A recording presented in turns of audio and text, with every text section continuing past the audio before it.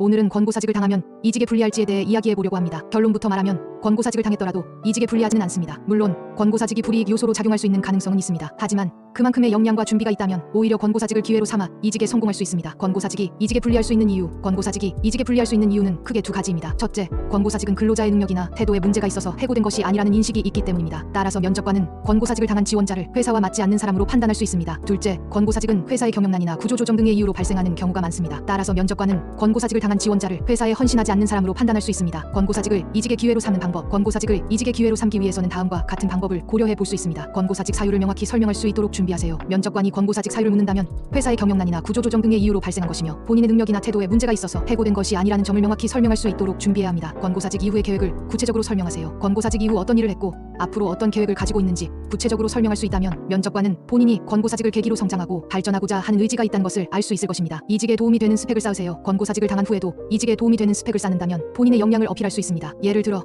자격증 취득, 공모전, 참여, 봉사활동 등은 이직에 도움이 될 수 있는 스펙입니다. 권고사직을 당한 경우 이직을 준비할 때 다음과 같은 점을 유의하시기 바랍니다. 충분한 시간을 두고 준비하세요. 권고사직을 당한 후 바로 이직을 준비하기보다는 충분한 시간을 두고 준비한 것이 좋습니다. 이직에 필요한 스펙을 쌓고 면접을 위한 준비를 하는데 충분한 시간을 갖는 것이 중요합니다. 긍정적인 태도를 유지하세요. 권고사직을 당한 후에는 좌절하고 비관적인 생각을 하기 쉽습니다. 하지만 긍정적인 태도를 유지하고 이직을 새로운 기회로 받아들이는 것이 중요합니다. 오늘은 권고사직을 당하면 이직에 불리할지에 대해 이야기해보았습니다. 권고사직을 당했더라도 충분한 준비와 긍정적인 태도로 이직에 성공할 수 있기를 바랍니다.